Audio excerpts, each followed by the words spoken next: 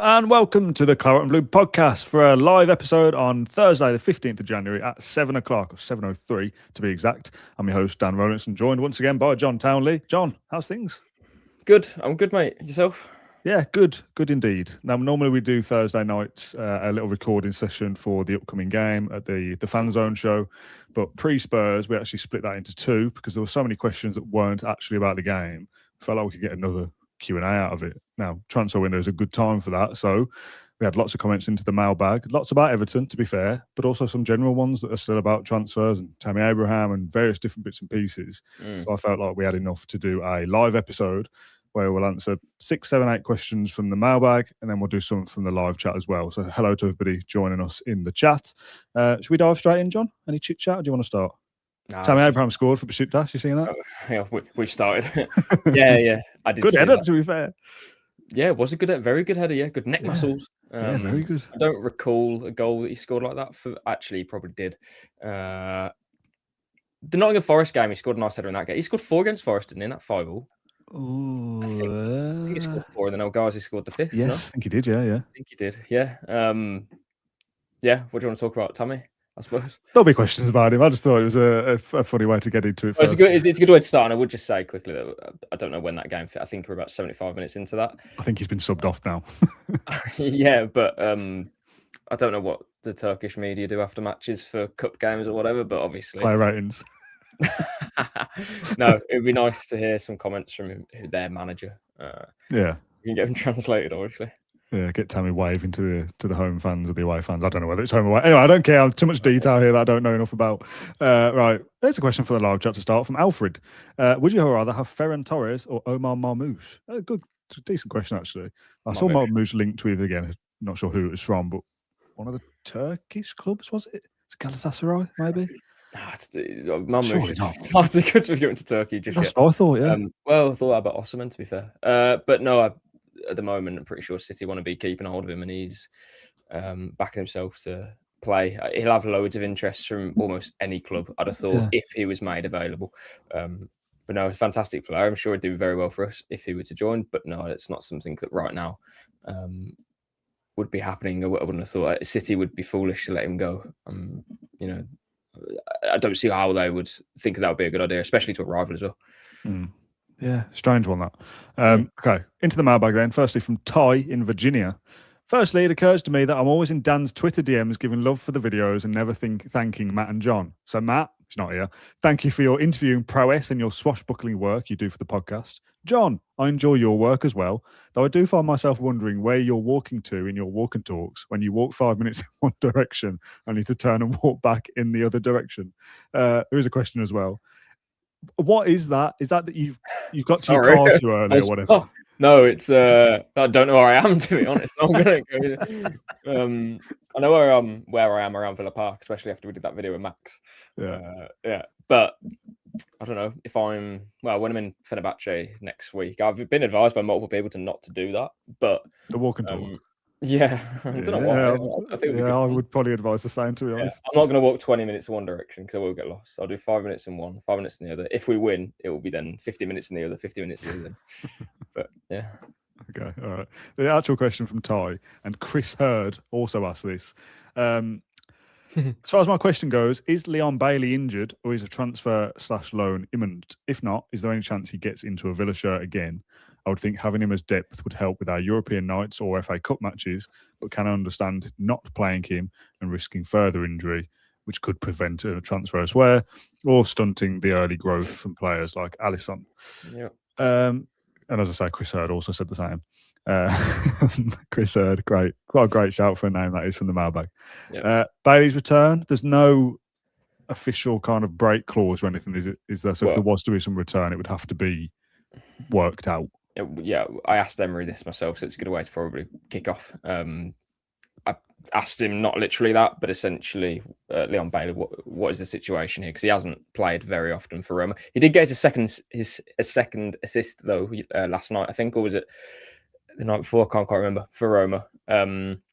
Obviously, hasn't gone to plan, but there'd been some chat about him going elsewhere. Nothing that I had information on, and I did ask Emery about the situation, but he said quite bluntly, really, like, no, the plan is to keep him there, and not to come back here, essentially. So no, he won't be playing for Villa again this season, as far as Emery's concerned. I did think it may be a possibility just for numbers alone, because if he's not playing for Roma, that's one thing. But then if it's fitness issues, which is the case, he's not much use here either. So yeah, bit of a shame that he hasn't kicked on really after leaving. Maybe a different sort of environment would allow him to be a bit more fresh, maybe approach things differently, but actually it's probably worse than what it's been in terms of his body and confidence in his body, which we know is so important for Leon. So unfortunately, that £19 million option, I'd be staggered if Roma sort of next summer, unless he has a fantastic second half of the campaign. But yeah, we'll wait and see. But no, so I put that to Emery and he said no, he'll be staying there. Here's a question that's not from the mailbag and from my stupid brain. Do you think that there should be a change to the rules around loans? That it's got like a loan used to be back in the good old days, a temporary transfer between two clubs, whereas now is it a straight loan, which is that? Is it a loan with an option? Is it an obligation? 10 games for Harvey Elliott, qualify for the Europa League for Roma, and then you might activate Marlon properly. Like, do you know what I mean? There's so many variables now. Activate Marlon, yeah. Should that be a thing? Is that kind of cheating? This because like Villa have. Then obviously there's always the chance with no option that that a club won't activate the option in Leon Bailey. Yeah. But you've kind of thought, well, it's there, so maybe, but almost not having it there in the first place, at least you know where you stand, you know what I mean? Yeah, I guess.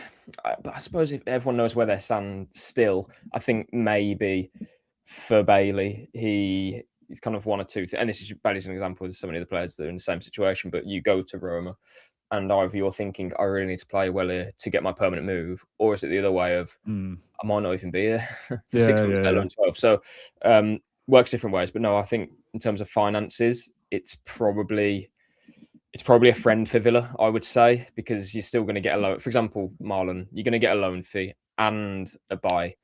So what, £27-ish million, that full package would be if, and it's likely that he joins them permanently in the summer. Is it not euros? Sorry.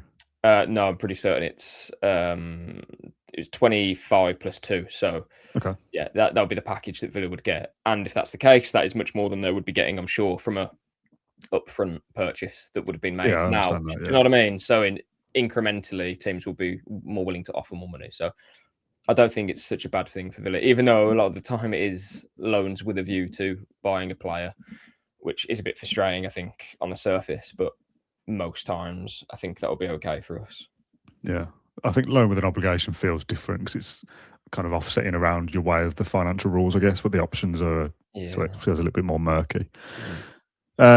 C. Mulrennan, John, hearing anything in the wild Gesson rumour as part of the Tammy deal? We'll talk about Tammy a little bit separately, but Gesson mooted with a potential departure already? No, at this stage, not something that I've managed to firm up in terms of Gesson going out, or out at all, by the way, not just to Besiktas. However, it wouldn't shock me. It really wouldn't. We can be pretty brutal in terms of our wheelings and dealings, and it struck something with me, as I think I said in a previous episode last week, when Emery said we've made mistakes in the window. Bizot wasn't a mistake. Sancho, Emery said himself that he wants him to play in the second half of the season, and Lindelof definitely wasn't a mistake. Harvey Elliott was. Is there just one more? Is it just Gesson after that? Yeah. I mean, I get it. It's not kind of like first language for Unai, but Gesson, I think if you asked 100 people, 98 would say so far it hasn't, or doesn't look like it's going to work, because we've seen very little. Even though he has scored a couple of goals, which is more than some players this season. But I wouldn't be surprised if it allows us to be a bit more flexible and do something that would benefit the team in Unai's eyes, then that's what will happen. But if Emery is asked tomorrow, as we plan to in his press conference, if we're allowed, then we will get more information on that. You can usually tell by what Unai says. And I know that sounds mental, but a lot of managers can be quite cryptic. Unai is usually quite honest in terms of players. So if you ask him, does he have a future? He's likely to say, we're looking into that. Or he'll say, with Sancho's case, I believe in him. I want him to play in the second half of the season. It's going to be, it's going to be great. So we'll try and get an answer on that if we can in Friday's press conference, but wouldn't shock me at all. And we did a video yesterday and a podcast for those that missed it. Matt Lynch and Dan Bardell getting the Villa View band back together. it was titled something like critically analysing Villa's transfer business under Emery, because things like that, spending 30 million on Gesson, and then I'm not suggesting there's anything in it right this second, by the way, but as you say, you may not be surprised if something did happen. Maybe in the summer feels more likely. A year later, you change it. Marlon, a year later, you change it. Diaby, the same. You have to raise questions over that. Yeah, can I answer that in a second? Just add to the Gesson thing and say that while we have these financial restraints, if we can adapt the squad in a way that will benefit a buyer or manipulate the team so we can bring in a player who will make us, and again, in Emery's eyes, better, you have to do that. You can't just think, oh, Gesson only turned up a few months ago and maybe we shouldn't.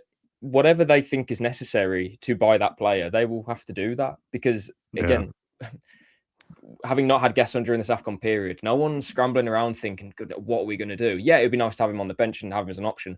And this is not me saying that I've given up on him at all. I think I've mentioned actually in a previous video that I said you can't give up on any player under Emery because we look what's happened to previous players in their career. Even someone like a Rashford in their career, a very different player and a better player, but the same thing of people give up on them. Emery takes them in, and it's okay.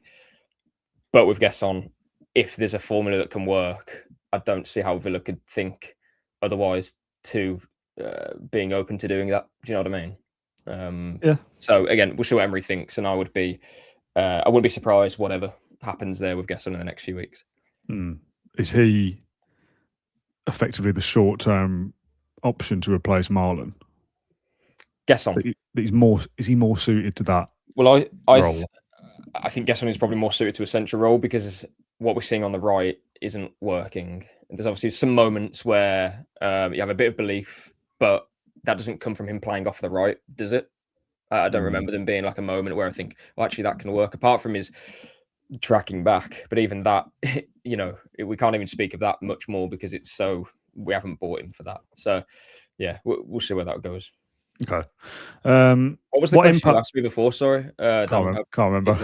I think it was questions asked about kind of chopping and changing so much. Yeah. Well, I don't think it's ideal, but I think, as you also mentioned in that video you did with Matt and Dan, that it's also a byproduct of the rules. If we make a mistake, you're gonna have to pay for it. We can't just do the next thing. It's usually, if they're not working, you probably do have to change something. You can't let a player stay for too long because, as you said in the previous episode, market value goes down, contract dwindles, etc. So probably do need to be pretty rash, really, with our decisions. Yeah. Okay. Back to the mailbag then. Are you surprised that as I write this at 9:20 a.m. on the 15th of January, and as I say it on 7:16 p.m. on the same day, that Harvey Elliott is still an Aston Villa player? Yeah, I am a little surprised. I don't know. I think it'll go down to the final day of the window. Liverpool just playing hardball. It's a really complicated situation that I don't know if we'll ever really know the truth of until maybe months later or whatever. But Liverpool are clearly in no rush to bring him back. It's probably quite complicated to bring him back in terms of the finance around it and all various different bits and pieces. Clearly, Villa don't want to keep him or don't want to play him enough to activate buying him. Is there a way to remove that clause and it just be a straight loan and reintegrate him back into the squad? Is that a thing? Would Elliott want to do that? It's so complicated. Yeah, well, I'm not sure what Liverpool are. I know people would look at Villa and say that you're the ones who are damaging the player as such. But we've made our decision. Emery said 2 months ago he's made his decision. We're just going to continue to pay part of a wage of a player who isn't going to be ours after this season. As brutal as that sounds, this is Liverpool's player. This is the money that when Liverpool sell Harvey Elliott next summer, that the fee that they get is the. Do you know what I mean? We're not bothered. This is essentially Liverpool's player, and we know that, even though he's training at Bodymore Heath. So as far as I can see, this is Liverpool's sort of the onus is on you now, really. If he's playing for, so if he's at, what I'm trying to say is if he's at Bodymore, and obviously we don't want to be paying that many wages because of wage to revenue, etc. The squad size isn't so big that we have to get him off our books.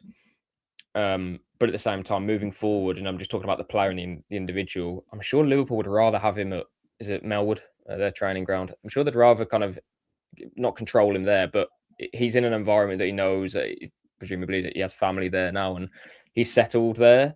this is very different. So I think why would they not want to do that then? Well, as you said, that it must be business, because if it was a decision of if money didn't exist, I know it sounds mad, but if it didn't exist, surely they would have just taken Harvey Elliott back on the first. Yeah. Because what would be this has to be a financial decision, which is sad, but also absolutely relevant at the same time. Is this really cynical? Liverpool, if I don't know. Again, I was going to say something stupid here, as I'm sure everyone thinks I often do.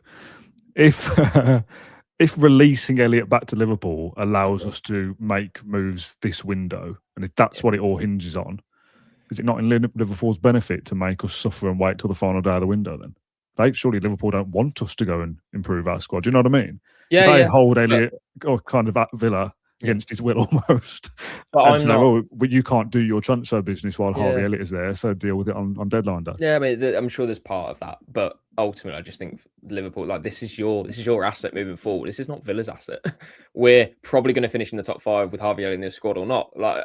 I just think for them, protect your asset, guys. Either way, he's not going to be playing. Maybe he will go back to Liverpool and play, but apart from that, he won't be playing for Villa unless there's a renegotiation of the clause. But even then, I'd struggle to believe how we'd then come to that sort of discovery after all this time. Again, surely that would be something that's done in the first day of the window, So it's an odd one, and it's not ideal for anybody. But at the same time, I don't think it's particularly detrimental to Villa. Where are we? 3rd in the league, 3rd in the Europa League. Harvey Elliott's been here all this time. If he's here again, so what? Maybe, as you say, we can't buy that extra player because of squad size. But in the end, I don't see how Liverpool can't just take him back and there be a negotiation on that somewhere. Mike says you're right. That was stupid. But Mike, have this. Gaz, be happy. And Engine all said exactly the same. So 3-0. 3-0, Mike. Or 4-0, actually, if I include my own opinion. 4-1. Anyway, don't care. I often say things that I believe are probably stupid. But the point I'm trying to make? What did you say? I don't think you're saying it's stupid. That Liverpool can hurt us doing business by... Yeah, of course, yeah. Harvey Elliott's still here. Why would they give us 3 weeks to sort our squad out? Yeah, sure. Anyway, it might not hinge on that anyway, but just as an option, again, because we never really know what's going on. Wobbly Bobbly Bonbon says, no Kamara, no Onana, no Marlon, potentially no Martinez or Mings, Powell being managed, no real cover for Cash or Watkins. Are we about to see our season tumble? Oh, Wobbly Bobbly Bonbon. Oh, well, no, firstly, Powell and Mings are both back. Martinez, we'll see tomorrow in the press conference if he's back. And who are the other players? Onana and Kamara, you're looking at, 2 weeks, hopefully. Give or take for those players. Barkley a little bit longer if he stays.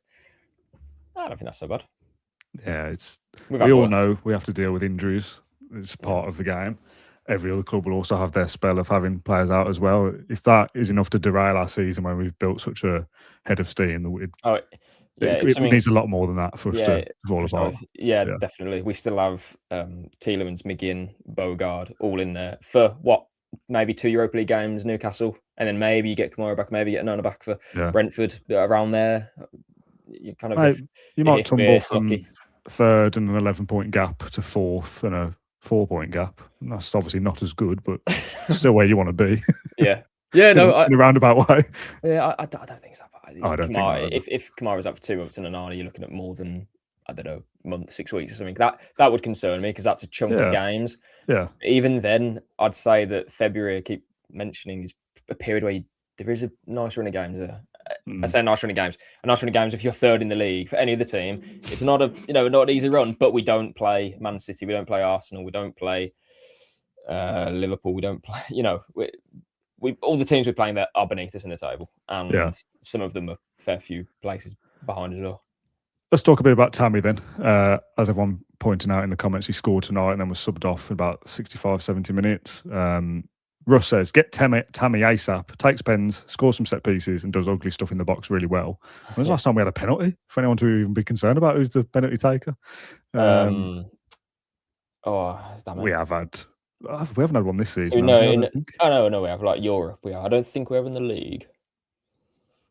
In Europe, we definitely have. Watkins missed one. Marlon scored another. Yeah. Anyway, doesn't really matter. Yeah, What do you think of Tammy? We did touch on this at the start of the week, but it does seem to have developed a little bit since then. Just looking at his penalty record now, actually. Sorry. Because he scored a few for Villa, didn't he? Scored famously 10. At the Hawthorns. Scored 20 and missed 5. So he missed a penalty this season, actually. Don't want him then. Against Kasim Passer, I think that crest is. But also scored 3. So it's much better. But is he going to be on the pitch when we have penalties? That's another sort of question. Knockout football, maybe. You bring Tammy on because you know you're going to a penalty shootout. Well, no, yeah, of course. I'd welcome Tammy back with open arms. We've said our bit on him already. Yeah. I think it's one of those where I think quite easily people would say, oh, as fans only want him back because it's a sentimental thing. But I don't think is that bad? You know, we're not completely ignoring the player that he is. And the player that he is, isn't AC Milan last season, a player who, before his ACL, was firing for Roma. And even after his ACL, it's not as if he's been plagued by injuries and comes in and out of the team or whatnot. 7 goals for Besiktas this season in the league. Yeah, he's not setting the league light, but at the same time, scoring goals is a commodity. And a lot of Premier League teams don't have that.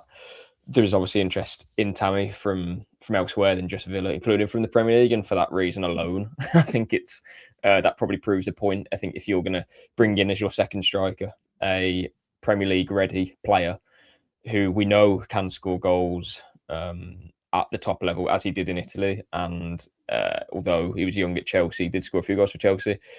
Banged him in the Championship for Villa, of course, so he knows the club. He knows players in the dressing room. He knows the area well. It's I don't really see many negatives to this point. And there was something that was raised, I think, in a previous Q&A that we did, that we should be aiming higher than Tammy. I don't know what that looks like, because we can have Daniel Marlin on one hand and Tammy in the other, and you can say, I don't know, you're a manager, who do you want on your team? Some people might say Marlin, and that's great, but it's not your team. It's Unai Emery's team, and this is how he plays. We've seen Daniel Marlin for 12 months, and yeah, he can score goals, but he's also not going to start many games, and he's not going to play the role of a number 9 particularly successfully in this system, because we've seen. Others, Tammy, though, will be the argument against that. Sorry? Not Tammy won't start many games either, would be the argument.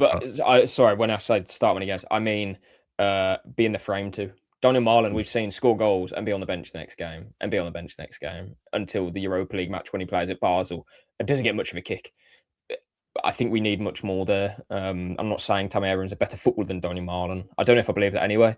But in this system, I would say, why not change it? Why not? Yeah. Because I do think we need something different. It's a shame that we have to sell Marlon to facilitate that. If Tammy is the one that comes in, ideally you'd have both. But as I keep saying, we're not in a position to do that. You have to free up wage. You have to raise transfer fees eventually. And again, without taking or reducing the quality of your starting 11, how else can you do that? You've got to look at the bench. Who's on our bench? There aren't many sellable assets there apart from Marlon. Yeah.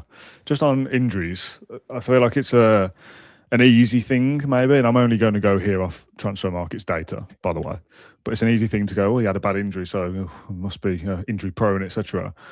Kamara, serious injury, looks brilliant. Buendia, serious injury, looks pretty good. Yeah. I mean, serious injury. It's not as big a deal. It still can be a big deal, sorry, but it's not as big a deal as it maybe was 15 years ago. Yeah. Tammy's injury, days missed. I'm only going to go back a few. 2022, 23, shoulder injury, 6 days, muscular problem, 3 days, eye injury, interesting, 5 days, shoulder injury, 4 days, cruciate ligament injury, 286 days.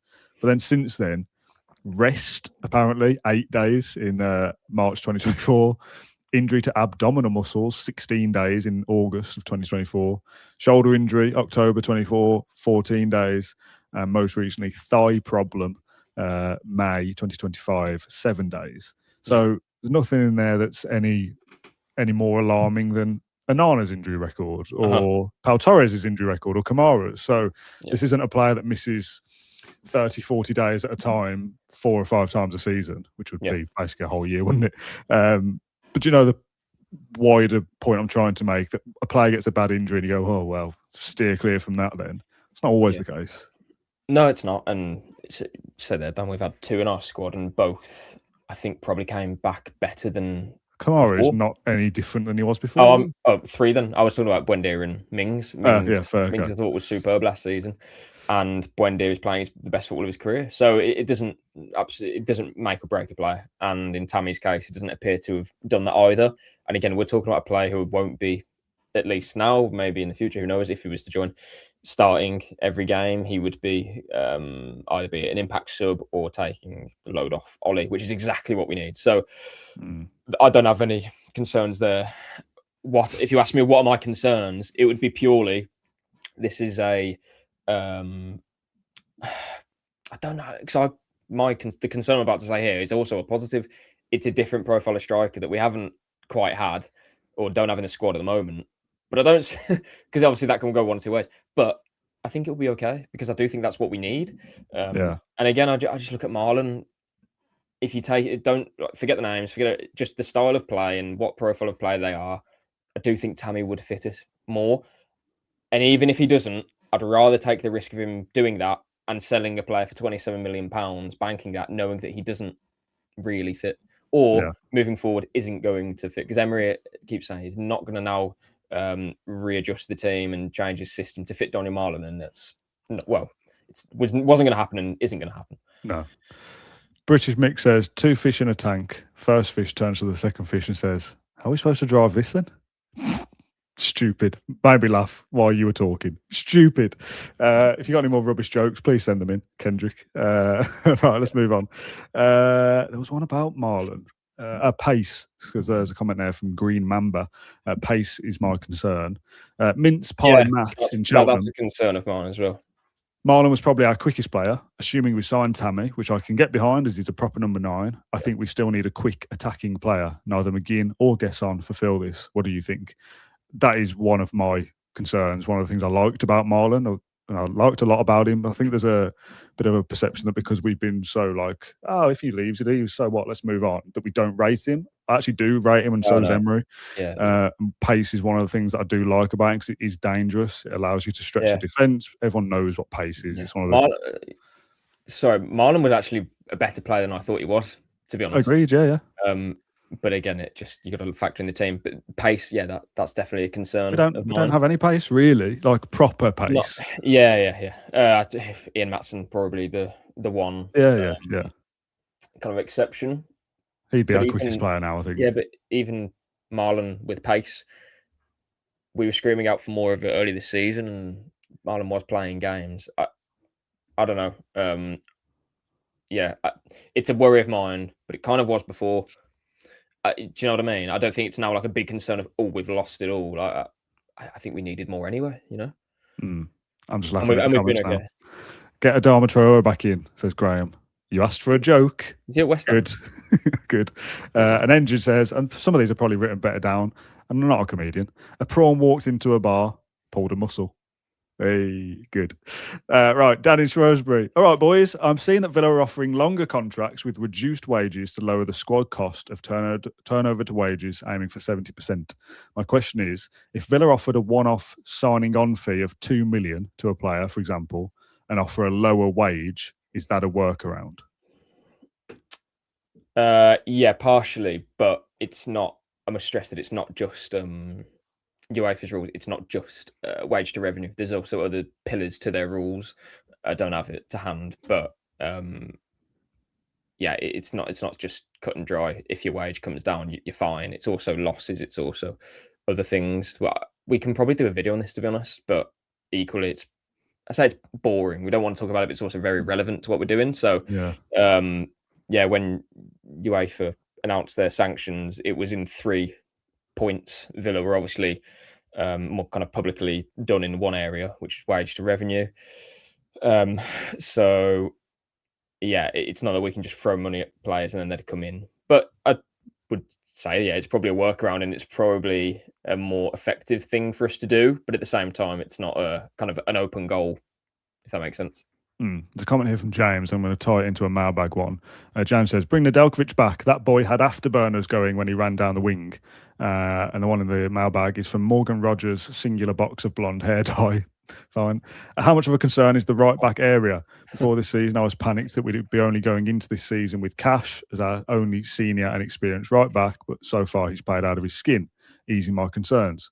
As pressure mounts, game quantity and likely quality increases in the second half of the season, should we be looking at locking in a number 2? Dean and Matson share the left back role, and that works really well, but I fear Garcia is not there yet to do the same with Cash, and now is not the time to be trained on the job. Completely agree. However, I just don't think we have the flexibility within the rules to say, yeah, go for a right back now. It's something that we need to fix at some point, but I don't think it will now. Just Nedeljkovic has only played 5 times in the Bundesliga this season, so yeah, not the answer. Not the answer. No. Yeah, right back has always been an issue for us, but it's almost shifted the other way. I think we thought maybe Garcia could, because he started well, improve so much that maybe he'd get to the level of Cash will maybe overtake in a few years. It's now gone the other way, that Cash is now proven himself to be one of the better right backs in the division, to be perfectly honest with you, especially the way he's playing this season.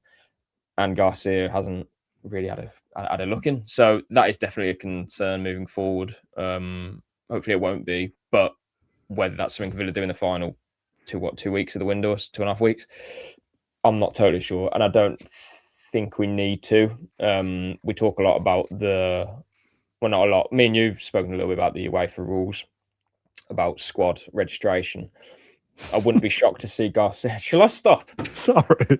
Oh, sorry. I'm gonna hide the comments for a bit. All right, you're distracting me all here. No, hold on. Let me finish it, and then you can tell the truth. I'm not going to read out. I wouldn't be shocked to see Garcia come out of it if he stays, just purely because you can play Beauregard there, you can play Lindelof there. At the moment, he seems to be quite a dispensable part of the team. He simply isn't really kicking a ball, and even when we are without a right back, I think most people would probably play a couple of players over him now. Yeah. It's a shame for him because I do think he had a bit of promise when he came in to start with. I agree. Yeah, no, I would like to see him make it, and it's obviously still early days. But like you said earlier about a different player, we are so ruthless when it comes to these things that if he allows us to change something else somewhere else, then he will be kind of sacrificed for that, I guess. A man from down under asks, is there any chance we can get a proper loan update for all of our players out on loan? As it's January, I've seen on Twitter about us recalling players, and even seen that some players who I had no idea were on our books are performing well at their loan clubs. It would be good to get a comprehensive roundup of all the players currently out there. Do any hold value that can be used towards SCR or PSR, and do they have a potential future at Villa? Now, I saw this question earlier, but I've not gone and done any prep. Have you got any prep for this? Yeah, I don't think we can give a comprehensive review because we'd probably be too long. That's a video in itself. But I've got some notes on a few notable players if you want me to rattle through. Yeah, go for that, yeah. Okay, Nedeljkovic, 5 Bundesliga games, as I've just said. Not great.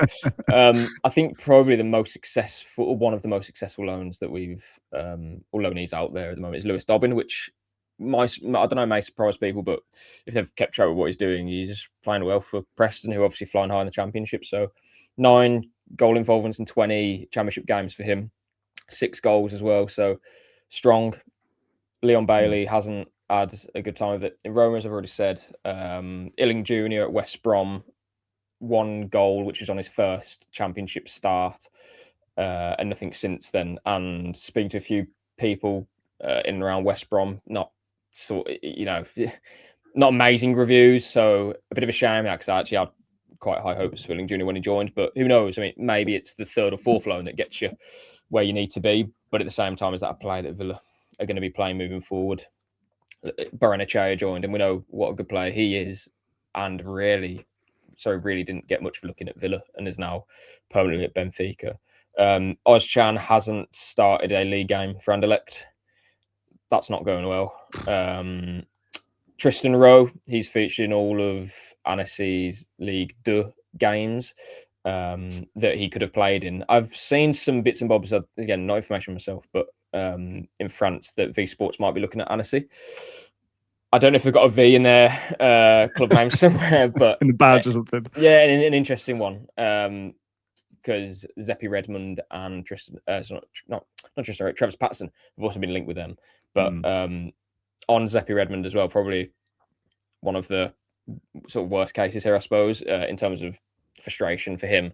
He trained at Sheffield Wednesday on Wednesday, but he picked up a knee injury. So yeah, he came back from Huddersfield to Villa, was recalled, and is now looking for a new club on loan, but hasn't been successful. And yeah, obviously, kind of worst case scenario, they're trying at a club and then you get injured, and then presumably that's off. So I don't know what his injury situation is. Hopefully, it's not anything too serious or serious at all. But yeah, there's kind of a very quick run through. We could talk about some of the players, but I think we will know by now. There's also a lot of players who won't be making it in the Villa first team moving forward. Just seeing Finley Monroe go to Borough for what I was told, 300k plus a sell-on clause of, my information, 30% for Villa, which on the face of things doesn't sound like an amazing deal, but Villa weren't willing to offer him a new deal. His contract's up in the summer. So yeah, interesting one, the Finley Monroe, because he has been playing very well for Swindon.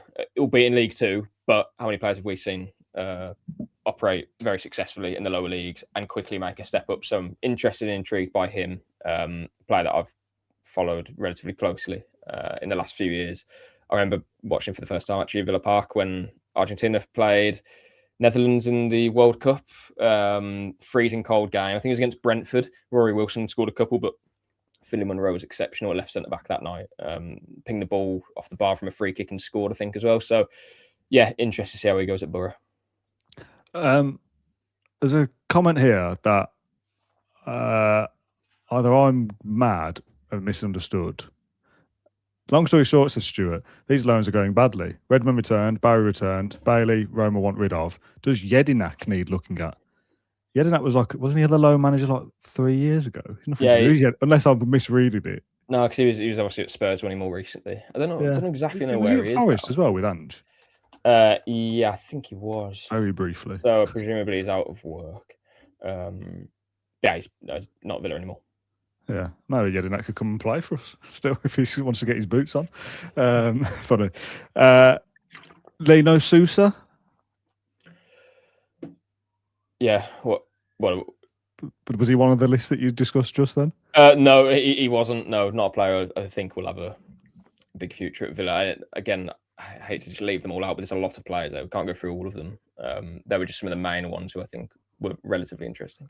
Okay. Billing Jr., was he on the list? Sorry, I was reading mailbag comments. He was on the list, Daniel. Was it? Fair enough. Sorry. Go well then.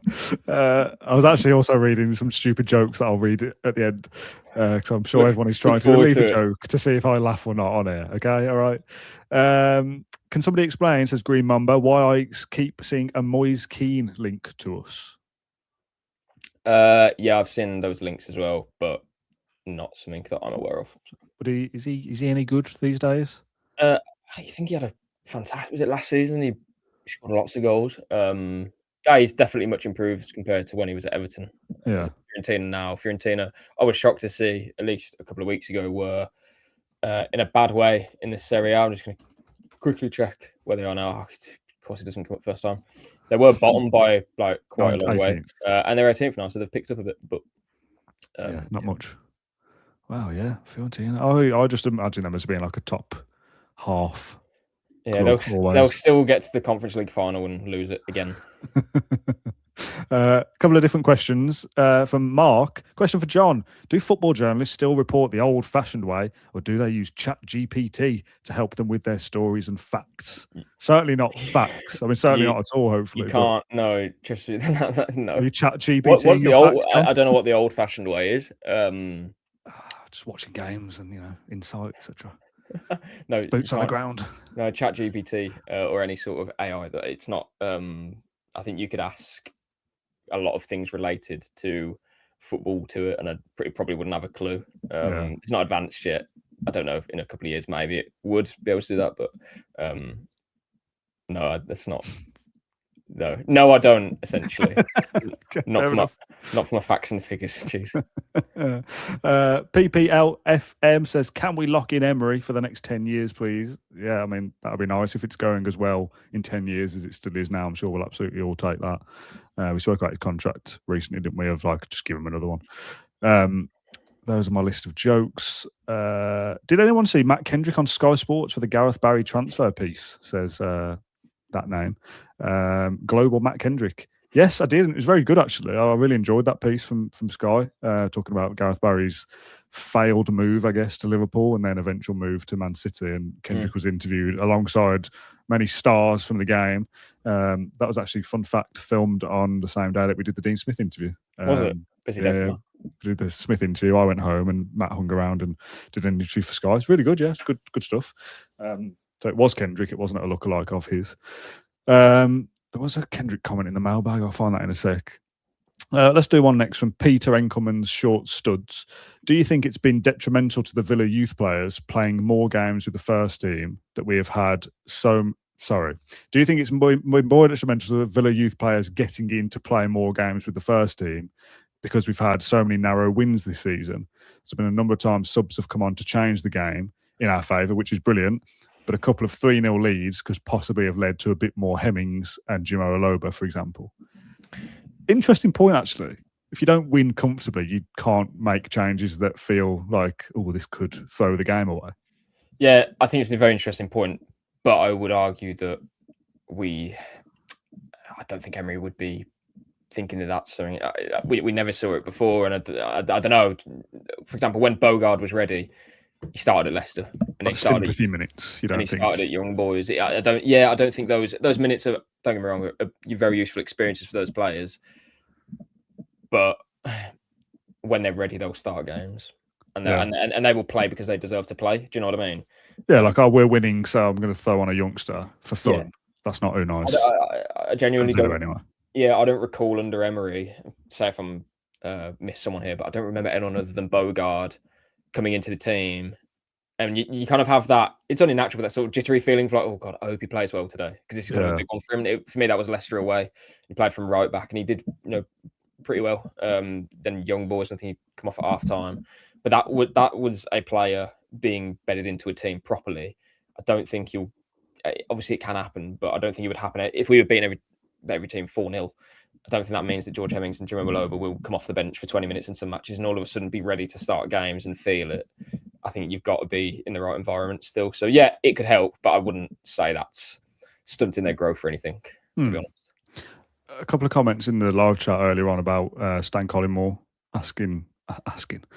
discussing Liverpool and Ezri Konsa. Did you see those comments? Yeah, I saw them carried. I don't know who he was talking to or what the kind of context was. I think it was something along the lines of if Liverpool wanted to get Konsa, then Villa could ask for Kanate and it might work for everyone. I don't work for Villa. I don't think it does it? I don't know. It's just Stan's opinion. I'm not sure what the context was, so I haven't looked at it particularly. So I can't give like a huge judgment on it. But Konsa's a great player, and he'll be wanted by a lot of teams. Yeah, as will a few of our players. So I don't think it's anything extraordinary, but maybe people might get the backup. I guess if it's more, Stan saying Liverpool need to sign Konsa and go after him and buy him. Not that he can control what Liverpool do. Well, I suppose it's one person's opinion, and that's I don't know. I think you can. We hold Konsa in such high esteem. Say he should start for England, which I believe, and he's one of the best centre backs in the league. But then when someone says he should be targeted for a massive move, then people don't like it, and I understand that because I'm obviously a Villa fan as well, so I get it. But I don't think it's anything that's like malicious. So. Yeah. Okay. Fine. One final question from the mailbag. A little bit different, almost like podcast admin for me, really. From Matt Kendrick's Lonely Unicycle. My New Year's resolution was to remove myself from all social media, including YouTube, and switching to Claret and Blue audio only on Spotify. Oh, fair enough. I found myself listening to some 1874 as well recently. Not a patch on Claret and Blue, for the record. Noticed that Bardell also uploads video to Spotify. I was curious why you don't do this, as it's only been a few weeks into the new year and I already miss your faces on my way to work. Oh, that's nice, isn't it? We've looked into Spotify video a few times. We work for a big company and there's lots of people involved with that. And I was basically advised 6 months ago, 12 months ago of just hold off on Spotify for video now. It's a new thing and we don't know enough about it to commit to it. Basically, it could open up a can of worms with things that we're not prepared for. So no choice, really. It was just told, don't do that. It says not simply just uploading a video. It's just there's just boring admin bits that people don't really need to know about. But yeah, it's not a conscious choice to, we don't want to do Spotify and video for any reason. So I get why people would watch it over there. But it's like Spotify, Apple Podcasts, and everywhere else is audio. If you do want to see our faces, more for you, you can go to YouTube at least. There is always that option. And everything that we do generally goes up across both anyway. But yeah, just not got around to it. Maybe that changes in weeks, months' time. Maybe you should like. Oh, this sounds like a. I don't mean this like in a bad way to anything else, but if you only want to see our faces on YouTube and you don't want to do anything else, maybe just subscribe to us and put your bell on so you know it's there. If that makes sense. Yeah. So I guess you've deleted YouTube so you don't want to scroll or you don't want to watch other things. See other stuff, yeah. If it's like in one area, so just in your subscriptions and it's just our face, you can listen to all the other ones. But if you wanted to see our one, yeah, fair. Just your subscriptions and only press that button. Would you ever fancy wiping yourself from social media, John? Oh God, yeah. I've thought about it so many times. Yeah. If it wasn't for this work, I don't think I'd be there anymore. No, not in a bad way. So social media's got many benefits. Definitely good to it as well. Yeah. Yeah, I obviously need like a massive reform at the same time, which won't be coming.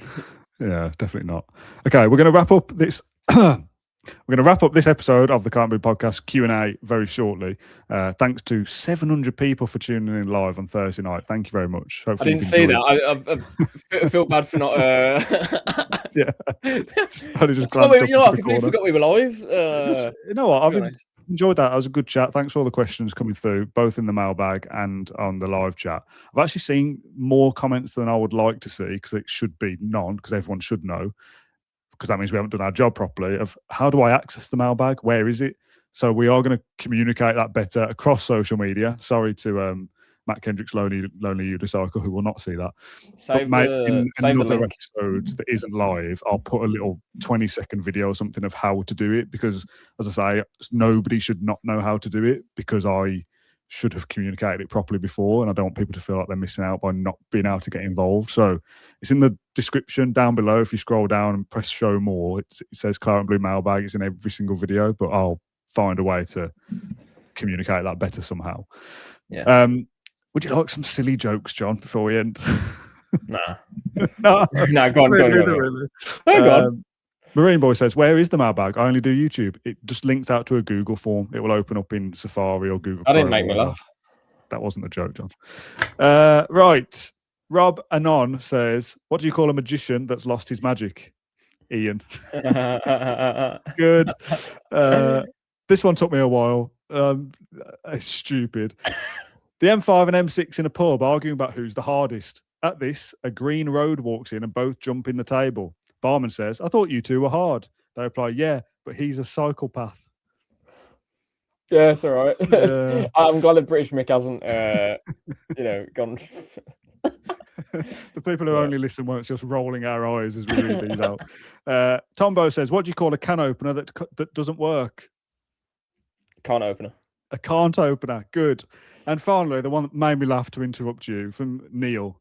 Why shouldn't you buy trousers from Ukraine? You'll never get this. Yeah, what's the point? And it's on your pronunciation of this. Chernobyl fallout.